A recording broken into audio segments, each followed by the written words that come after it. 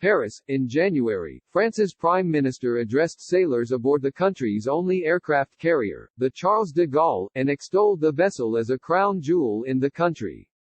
Rest assured that France is watching you and that it is proud of you, Prime Minister Édouard Philippe said as the carrier was leaving on a new mission in the Mediterranean.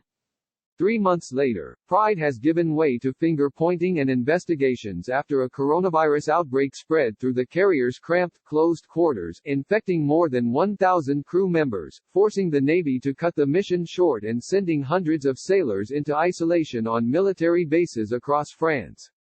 One of the infected sailors is in intensive care, and about half are asymptomatic, making the infections difficult to detect without tests. But the abruptness of the outbreak has led to accusations that the Navy played down or mishandled the crisis aboard.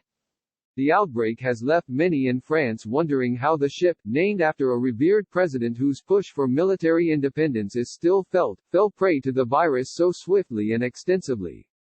The French Navy says it did its best to handle a fast-moving outbreak in the carrier while it was at sea. Capt. Éric Lavault, a French Navy spokesman, acknowledged, mistakes were made, of course, but out of ignorance of the virus, and that is not specific to the aircraft carrier. But there are signs that the vessel was insufficiently prepared for a pandemic that had already laid waste to passengers on several cruise ships around the world. The Navy vessel had no masks until late into its mission, and the ship's command relaxed social distancing rules at a critical point, officials later acknowledged. Crucially, military officials now say, restrictions for the crew may have been too lax during a mid-March stop in Brest, on the Atlantic coast, where sailors were allowed to go ashore, meet family and visit restaurants and shops. That was right before France went into full lockdown, as the number of deaths and cases tied to the virus was still low. But it was after President Emmanuel Macron had called the epidemic France's most serious health crisis in a century, and the authorities had already banned large gatherings and insisted on social distancing. In rare news media appearances over the weekend, General François Lecointre, the French military chief of staff, acknowledged the criticism. He told France Inter Radio on Sunday that the military thought the contamination had probably occurred during the stop in Brest. I don't think that these rules, knowing what we know now, were sufficient to ensure that sailors wouldn't bring the virus back aboard, General Lecointre also told the broadcaster TF1. The health of our men is the greatest good that we have, he said, adding that an essential and symbolic military tool was now unusable. We have to restore this capability as quickly as possible, because it's a vulnerability, he said. The Defense Ministry has ordered an internal and an epidemiological investigation, with preliminary conclusions expected in several weeks. More than 2,000 tests carried out among the 2,300 sailors in the carrier's naval group, which includes support vessels like a frigate and a refueling ship, found 1,081 infected crew members. Almost all were from the Charles de Gaulle, representing nearly 60% of its 1,746 crew members. The episode has left relatives of the crew members reeling and many questions unanswered. Céline Flandrin, 29, who is married to one of the infected sailors, said in a telephone interview on Saturday, "I had been telling everybody, I'm reassured, he's in the middle of the ocean.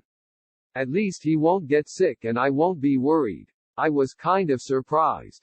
Ms. Flandrin, who lives in Toulon, the carrier's home port, said that when her husband called after the ship returned to France last weekend, he had a cough and a sore throat.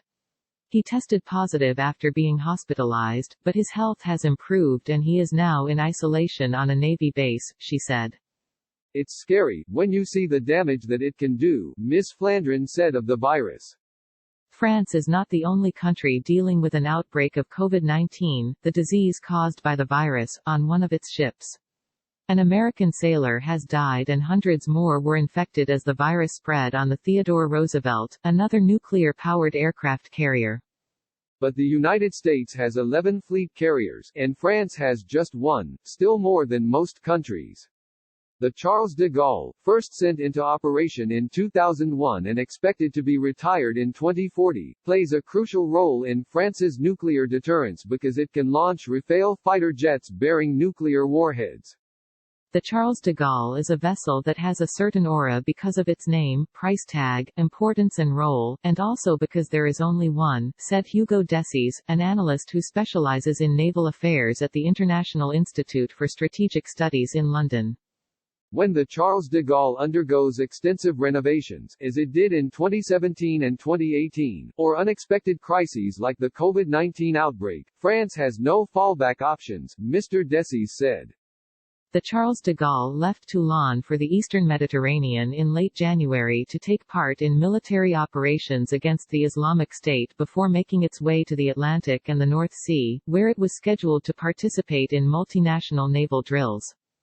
Captain Lavalde said that because of the cold in that area, doctors in the ship's infirmary were not surprised to see 15 to 20 sailors with symptoms like coughing every day, and the number of sick crew members at the time was not out of the ordinary.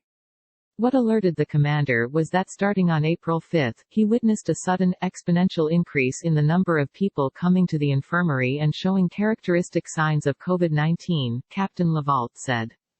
Medical scans of 2 sailors were sent to military hospitals in France for analysis, which found signs of the coronavirus. Defense Minister Florence Parly told lawmakers in a video hearing on Friday that she had quickly decided to cut the mission short by several weeks after Navy officials told her about the possible cases on board. It's an issue that keeps me up at night, Ms. Parly said. It is unclear when the virus arrived on the ship, which also stopped in Cyprus in February. The main hypothesis is that it came aboard during the stop in Brest, which occurred at a critical point. When the ship arrived on the evening of March 13, gatherings of more than 100 people had been banned and Mr. Macron had just announced that schools would shut down. But businesses were still open, and the country was about to go to the polls for municipal elections. By the time the ship left on the morning of March 16, with 52 new crew members, the government had ordered restaurants, movie theaters and other venues closed, and later that evening, in a televised address, Mr. Macron announced strict countrywide confinement measures. While in Brest, the ship's captain, Guillaume Pingot, cancelled traditional family visits on board, but sailors were authorized to disembark, like Miss Flandrine's husband, who joined her after she flew to Brest and spent time with her and other crew members in restaurants, bars and shops, she said. General Lecointre said on Sunday that officials had considered cancelling the trip to Brest but that it was an important logistical stop. Sailors were ordered to comply with social distancing guidelines and to stay away from nightclubs and gatherings of over 50 people. Critics say that wasn't enough. How is it possible that our only aircraft carrier, of major strategic importance for France, went back to sea without a prior assessment of the risks that it carried after the sailors mingled with residents of Brest and saw their families? Alexis Corbière, a lawmaker for the far-left France Unbowed party, told France Info Radio on Friday. After the ship left Brest, the captain cancelled some daily functions and briefings and shut social gathering areas, according to the Navy spokesman. Seating in cafeterias, for instance, was spaced out. But after 14 days and no visible coronavirus cases, the captain, thinking that the vessel was in the clear, loosened some of those restrictions. Like most of France, the ship faced a mask shortage, Captain Lavalde said, noting that there were none on board until it stopped in Denmark in late March, when tens of thousands of masks were brought on. Admiral Christophe Prazic, the head of the French Navy, said on Saturday that the measures on board were obviously circumvented by a stealthy, insidious virus, and that we must understand what happened. Were they badly designed? Admiral Prazic told Europe 1 Radio. Were they badly applied? Were they badly verified? Or did the virus bypass it all?